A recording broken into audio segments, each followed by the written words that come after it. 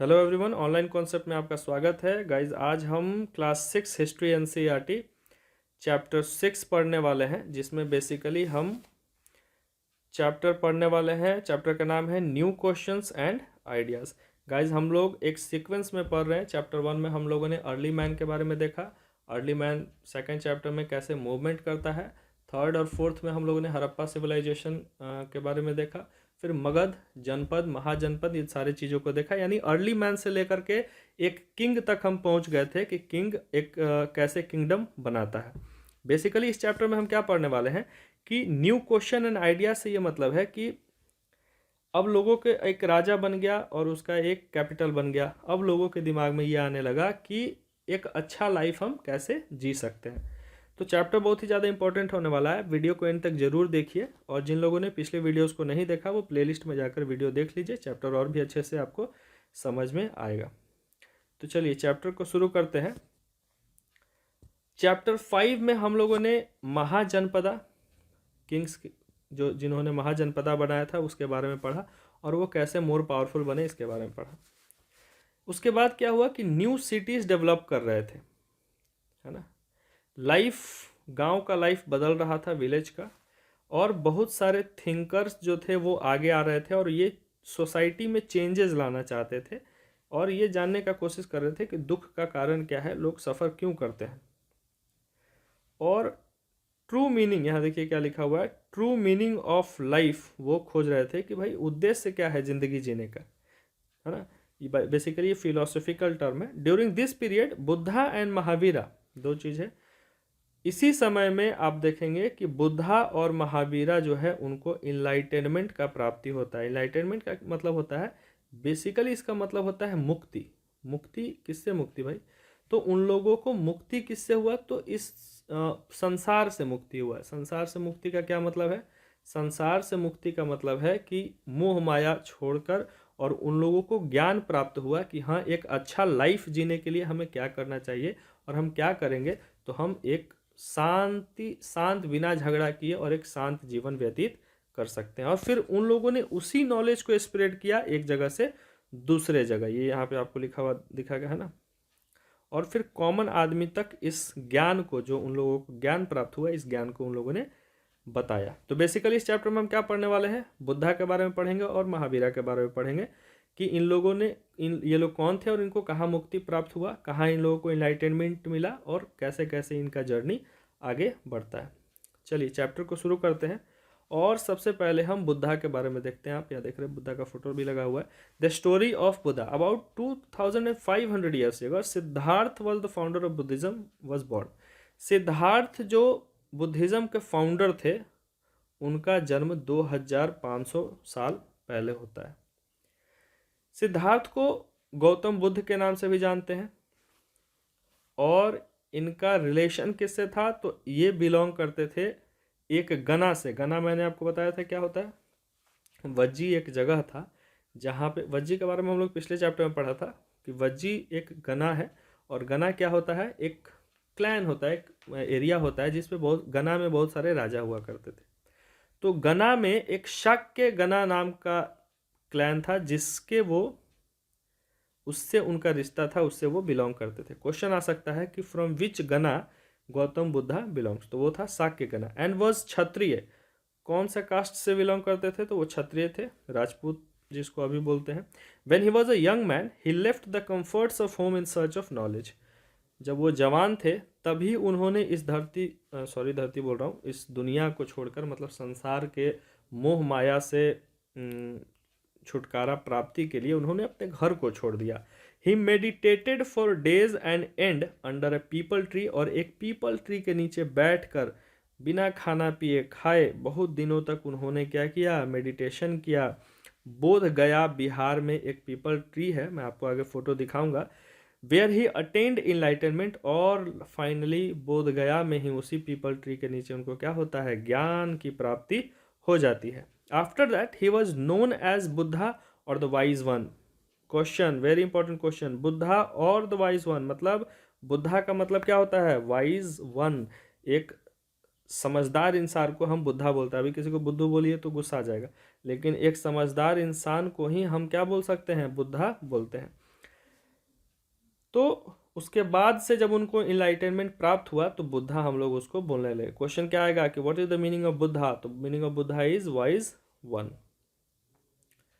चलिए, Gautam Buddha sitting and struggling to get enlightenment.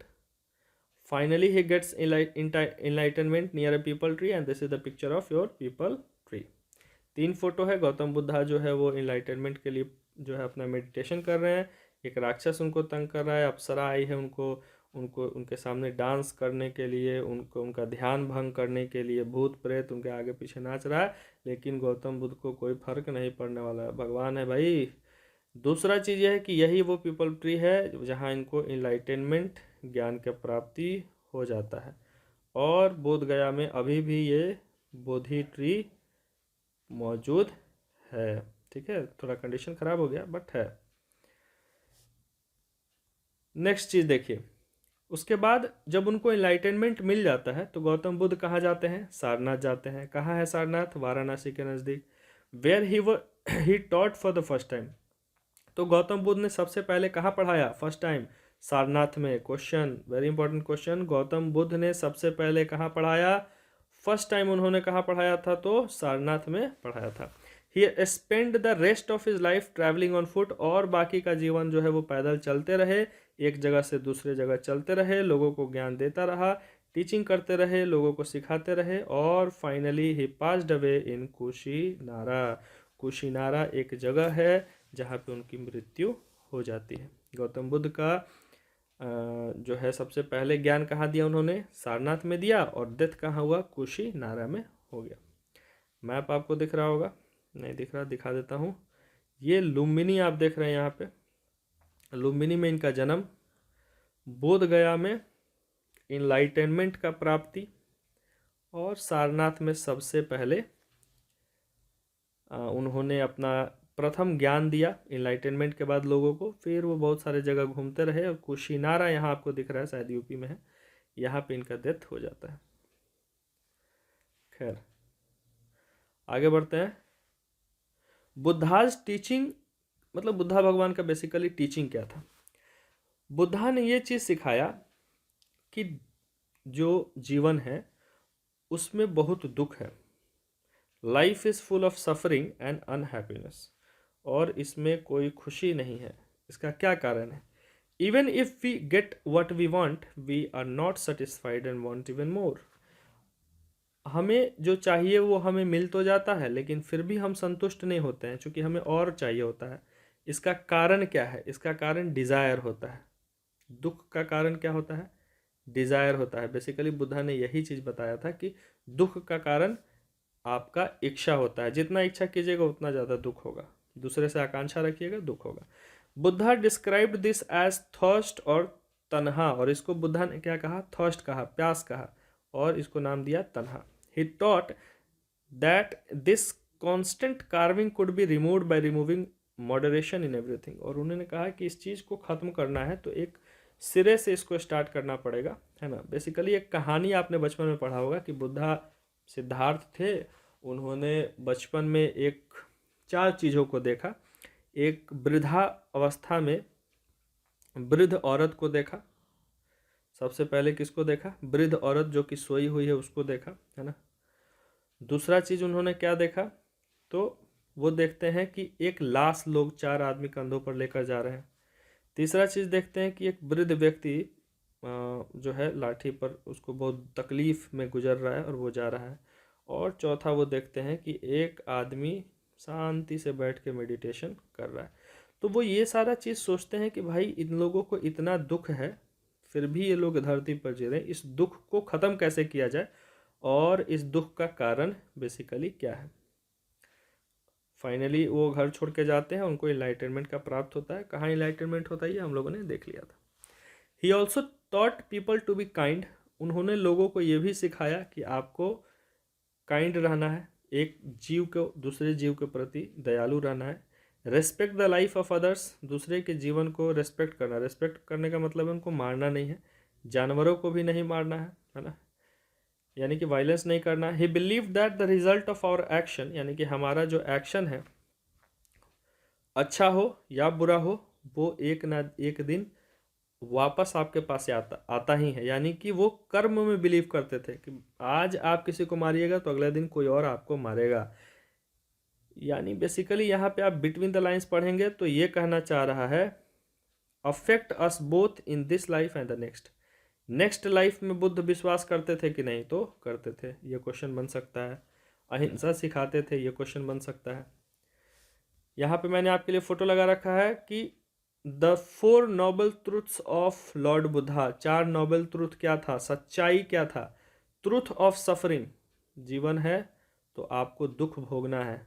First cause of suffering, क्यों, क्या कारण है जिससे आप सफ़र करते हैं। और solution of suffering, implementing the right action. अगर राइट एक्शन आपने ये किया तो इन सारे से छुटकारा आपको मिल जाएगा। नेक्स्ट चीज़ ये है कि बुद्धा ने 8 राइट फोल्ड पाथ बताया, जिसको करने पे आप इन सारे दुखों से, जीवन के चक्र से, मृत्यु से और जो भी दुख आपके लाइफ में उससे आप बच सकते हैं। क्या था, पहला था राइट व्यू, सही चीज़ देखिए, सही इंटेंशन रखिए और सही बोलिए, सही काम कीजिए, सही से अपना जीवन जिए।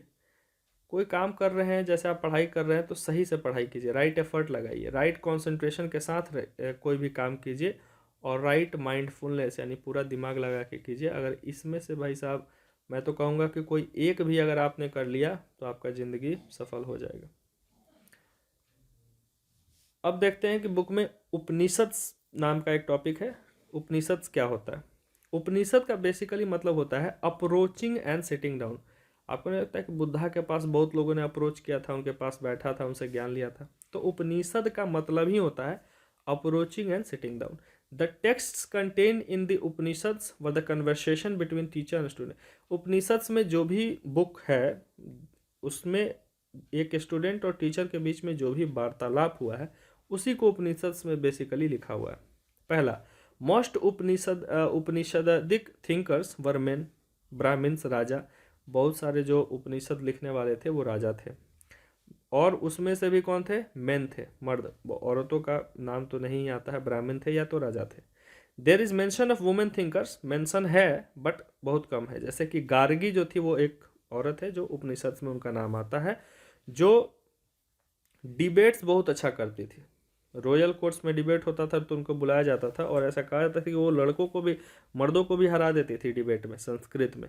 Many of the ideas of Upanishads were later developed by the famous thinker Shankaracharya. Upanishad के बहुत सारा ज्ञान, आइडिया जो है वो शंकराचार्य नाम के एक ऋषि थे, उनके द्वारा बताया गया था। बेसिकली उपनिषद क्या होता है आप समझ गए। उपनिषद का मतलब होता है अप्रोचिंग एंड सिटिंग नियर और सिटिंग डाउन। फोटो में आप देख सकते हैं क्या है, सिटिंग डाउन, नियर। अब आते हैं, हम लोगों ने बुद्धिज़्म के बारे में जाना कि बुद्धिज़्म गौतम बुद्ध का सिद्धार्थ नाम था, कब घर छोड़ के जाते हैं, कैसे जाते हैं और फिर उनको एनलाइटनमेंट किस किस जगह पे मिलता है और फिर उन्होंने क्या ज्ञान लोगों तक बांटा, ये चीज़ हम लोगों ने पढ़ा। अब हम जैनिज़्म के बारे में थोड़ा पढ़ते हैं कि जैनिज़्म एक्चुअली एक बुद्धिज़्म के ही कंटेम्प्रेरी एक है। जैनिज़्म जो है उसका लास्ट और 24th तीर्थंकर जो थे वो जैन थे, जिनका नाम था वर्धमान महावीरा। 24th तीर्थंकर का नाम वर्धमान महावीरा है, जिनका फोटो आप देख रहे हैं सामने। वर्धमान महावीरा, बेस्ट क्वेश्चन बनता है इससे कि लास्ट और 24th या वर्धमान महावीरा कौन से तीर्थंकर थे, तो 24th तीर्थंकर थे, लास्ट तीर्थंकर थे।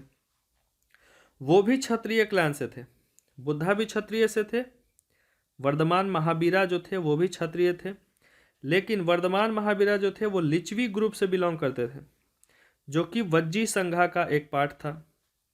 आप देखिए वज्जी संघा का एक पार्ट था और बुद्धा जो थे वो वज्जी गना के एक पार्ट थे। सबका अंतर समझते चलिए। At the age of 30 he left home, और 30 साल की उम्र में वो घर छोड़ देते हैं और फिर जंगल में रहने चले जाते हैं। 14 साल के कठिन तपस्या के बाद, एक हार्ड जीवन जीने के बाद, अकेले रहने के बाद उनको फाइनली क्या मिल जाता है, इनलाइटनमेंट, यानी इस संसार के मोह माया से मुक्ति की प्राप्ति होती है और उनको ज्ञान प्राप्त हो जाता है। Important questions. 24वां तीर्थंकर वर्धमान महावीरा किस क्लैन से बिलोंग करते थे? क्षत्रिय। नाम क्या था? वज्जी संगा। कहाँ पे? लिचवीज यानी कि लिचवी। इनके मदर का नाम शायद लिचवी था, है ना? आप देख लीजिएगा, आप कमेंट सेक्शन में मुझे बताइए कि महावीर के मदर के नाम क्या था। At the age of 30 he left home and went to live in a forest. 30 साल यानी 30 साल की उम्र में वो घर छोड़ देते हैं और 12 साल के बाद उनको इनलाइटमेंट की प्राप्ति। एक इंपॉर्टेंट स्टेटमेंट आ सकता है कि Mahavir Vardhamana left his house at 30 and got enlightenment at after 12 years. सही है, राइट स्टेटमेंट।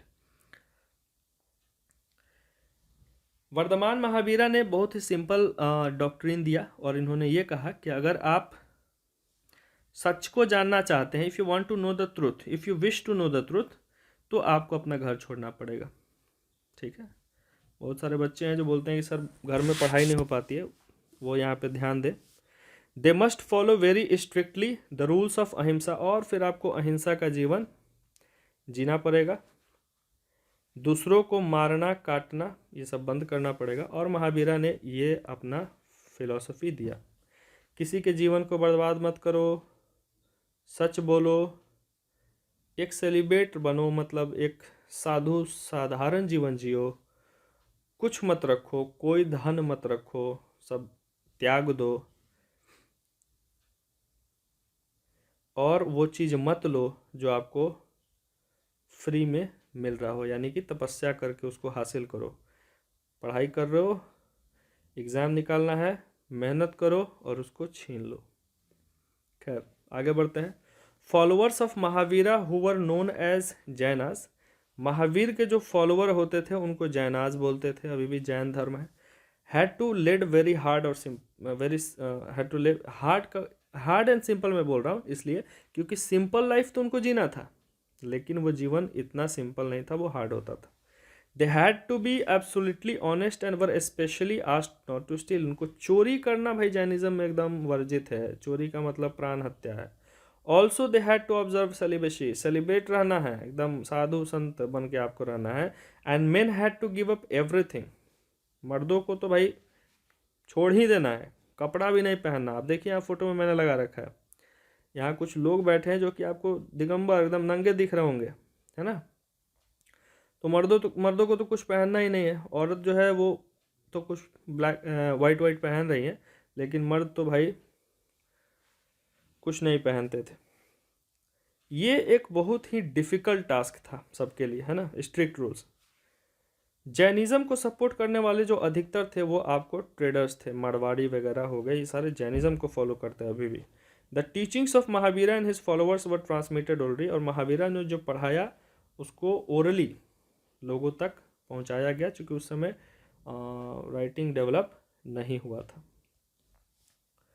अब आते हैं कि संघ क्या होता है। तो संघा जो है वो बुद्धिज़्म से एसोसिएटेड एक टर्म है, और संघ का मतलब होता है किसी के साथ चलना, और साथ चलने का ये मतलब है कि कोई आदमी है वो सही रास्ते पे चल रहा है, उसको मैं ज्वाइन कर लूँ तो मैं उसके संग हो लिया, बोलते हैं ना संग हो लिया, तो उसको हम संघा बेसिकली बोलते हैं। संघा का मतलब होता है जिन्होंने घर छोड़ दिया उनके साथ चलना। जो बुद्धिस्ट लोगों के लिए एक रूल बना हुआ है, वो रूल एक बुक में लिखा हुआ है जिसका नाम है विनय पिटका। ठीक है, क्वेश्चन बनता है कि the rules made for the Buddhist sangha were written down in a book called the Vinaya Pitaka. तो ये सही स्टेटमेंट है।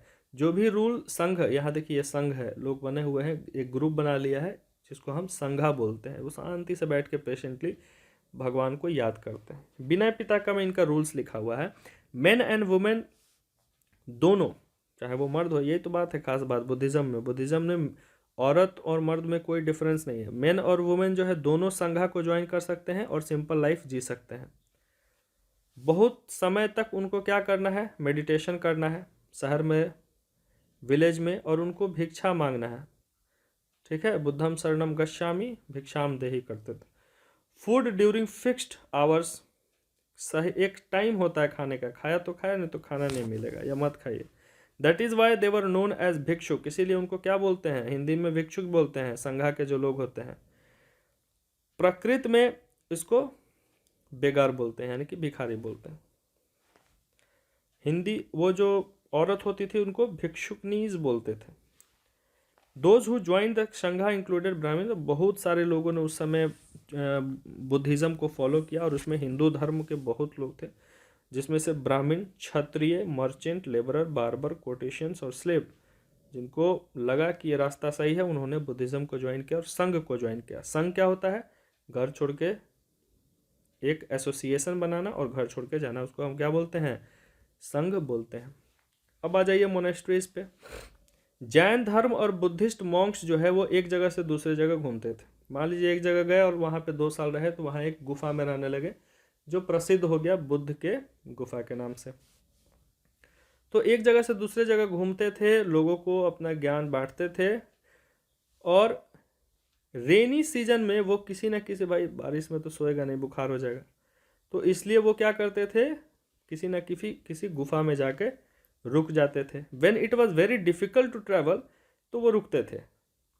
फिर क्या हुआ कि वहाँ पे उनके जो सपोर्टर्स थे वो लोग घर बनाने लगे, गार्डन बना दिया, और एक शेल्टर टाइप का बना दिया वहाँ, जो कि फेमस हो गया उनके नाम से। Permanent shelters which monasteries were built were known as viharas. Viharas किसको बोलते थे? तो विहारा बोलते थे जहाँ पर आप प्रेयर कर सकते हैं बैठ के।